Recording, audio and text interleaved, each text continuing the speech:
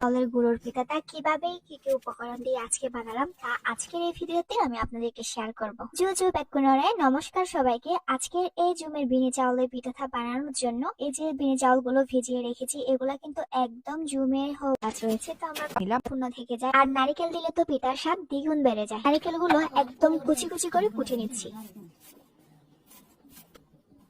তো এই যে আমি ঠিক এভাবে নারকেলগুলো কুচি কুচি করে কুচিয়ে নিলাম। আর আমি নারকেল কুটার ফাঁকে আমার মা ভিজিয়ে রাখা চাউলগুলো ব্লেন্ডারে ব্লেন্ড করে নিয়েছে। আজকে এই পিঠা বানানোর মূল কারিগর কিন্তু আমার মা, আর আমি হচ্ছি হেল্পার। তো চাউলের গুঁড়োতে পরিমাণ মতো লবণ দেওয়ার পরে এখন দিয়ে দিচ্ছি হালকা একটু চিনি। আর আপনারা চাইলে এখানে চিনির বদলে গুঁড়ো ইউজ করতে পারেন। এখন চাউলের গুঁড়োর সাথে লবণ আর চিনিটা ভালো করে মিক্স করে নিতে হবে। বিনি চাউলের এই পিঠাকে আমরা চাকমা ভাষায় বলি বিনি হোগা। চাউলের গুঁড়োর সাথে লবণ চিনি ভালো করে মিক্স করে নেওয়ার পরে এখন হচ্ছে এই যে নারিকেলের কুচিগুলো দিয়ে দিলাম, তারপর আবার ভালো করে মিক্স করে নিব।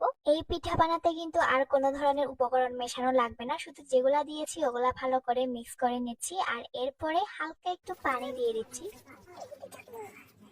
যে পানিটা দিয়ে দিলাম এটা হচ্ছে একদম নর্মাল পানি।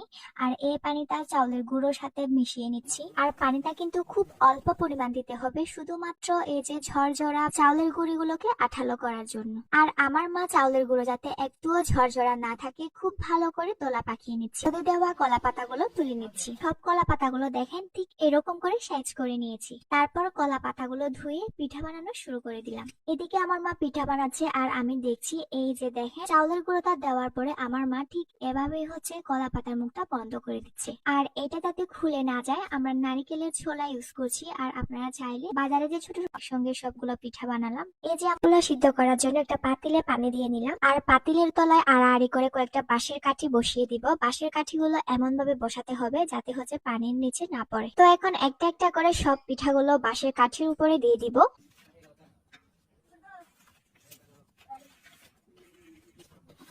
তো এই যে এভাবে কোনো ঝামেলা ছাড়াই ভাজে ভাজে পিঠাগুলা পাতিলের উপরে রেখে এখন পিঠাগুলা সিদ্ধ হওয়ার জন্য চুলোতে বসিয়ে দিলাম। বিন্নি চাউলের এই পিঠাগুলা সিদ্ধ হতে আসলে তেমন টাইম লাগে না, আমরা মনে হয় শুধুমাত্র 40 মিনিট সিদ্ধ করেছিলাম। এরপরে হচ্ছে আমাদের পিঠাগুলা